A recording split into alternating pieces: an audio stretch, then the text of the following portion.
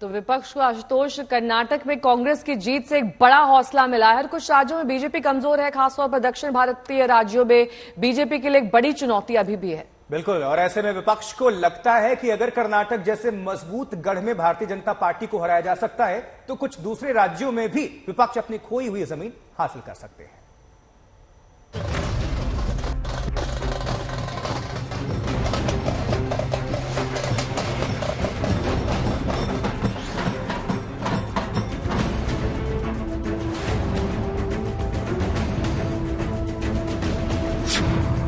2024 के असली रण के लिए जोश में विपक्ष। कर्नाटक जीत के बाद विपक्ष एक मंच पर। बेंगलुरु से कांग्रेस के साथ विपक्ष को संजीवनी। एक के बाद एक राज्य बीजेपी के हाथ गंवा रहे विपक्षी दलों के लिए बेंगलुरु से कांग्रेस की जीत के काफी मायने हैं। 2024 के लोकसभा चुनाव से एक साल पहले कांग्रेस ने एक मुश्किल जंग जीत ली और इसके साथ विपक्ष को लगने लगा कि 2024 का रण कम से कम अब एक तरफा नहीं होगा। ज्यादा से ज्यादा धर्म की पिच पर खेली जा रही कर्नाटक की जंग में बीजेपी को हार मिली तो विपक्षी एकता को लेकर बड़ी बड़ी बातें होने लगी।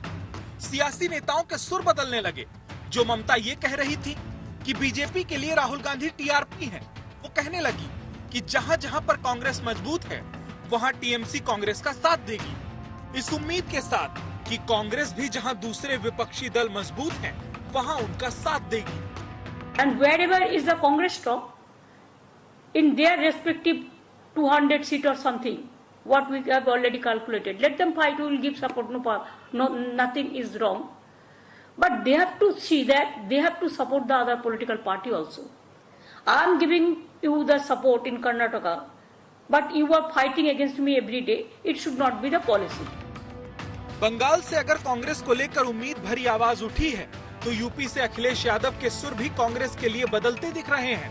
कर्नाटक के बाद अब अखिलेश भी कह रहे हैं कि विपक्षी एकता जरूरी है।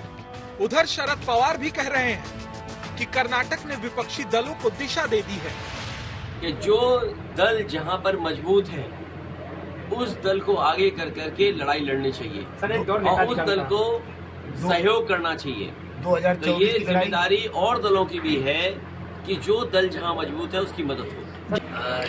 आदरणीय नीतीश कुमार जी, आदरणीय ममता बनर्जी जी, केसीआर साहब और बहुत सारे दल इसी कोशिश में हैं कि कोई रास्ता निकले और जो दल जहां मजबूत है उस दल के नेतृत्व में चुनाव लड़ा जाएगा। कर्नाटक के लाइन पर अन्य राज्यों में स्थिति तैयार होने के लिए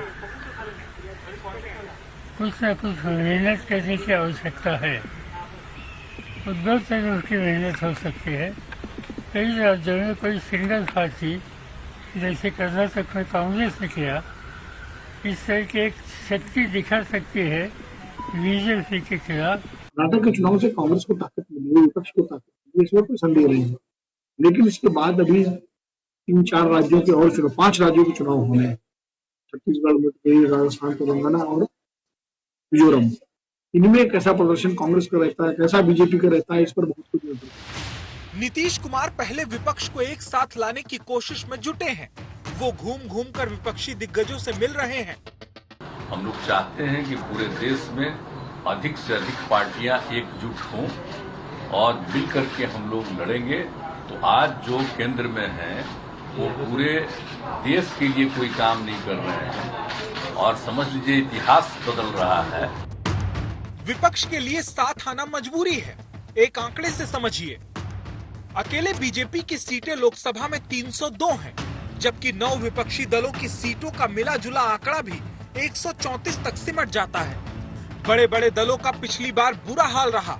2019 में कांग्रेस 50 सीटों पर सिमटी, डीएमके को 24, टीएमसी को 23, जेडीयू को 16, टीआरएस को 9, एनसीपी को 5, सीपीएम को 3, समाजवादी पार्टी को 3 और नेशनल कॉन्फ्रेंस को 3 सीटें ही मिल पाई। जरा देश के नक्शे पर देखिए कि किन किन राज्यों में बीजेपी की हालत उतनी मजबूत नहीं है और जहां विपक्ष एक हो जाए तो बीजेपी को चुनौती दी जा सकती है।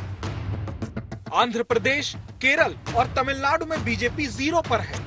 कर्नाटक में भी उसके लिए अब मुश्किल होगी। इसके अलावा उड़ीसा, पंजाब, तेलंगाना, बिहार, पश्चिम बंगाल और महाराष्ट्र में विपक्षी एकता का असर नतीजों पर असर डाल सकता है और कांग्रेस की नजर इन्हीं राज्यों पर है।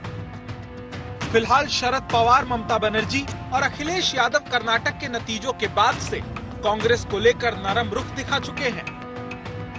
देश में कई पार्टियां हैं जो अभी बीजेपी के खिलाफ हैं। इन पार्टियों की ताकत को कम करके नहीं आंका जा सकता, लेकिन बीजेपी के बढ़ते असर से इन पार्टियों को खासा नुकसान हुआ है। बीजेपी की विरोधी पार्टियों में Congress, DMK, Trinamool, JDU, TRS, NCP, CPM, Samajwadi party, Bahujan Samaj party, Aam Aadmi party, National Conference, TDP, AIMIM, CPI और शिरोमणि अकाली दल शामिल है। ये सभी दल बीजेपी से लड़ाई लड़ रहे हैं। ऐसे में सबकी इच्छा है कि विपक्ष बीजेपी के खिलाफ एक साथ आए ताकि अपने अपने राज्यों में इनका फायदा हो। ब्यूरो रिपोर्ट, आज तक।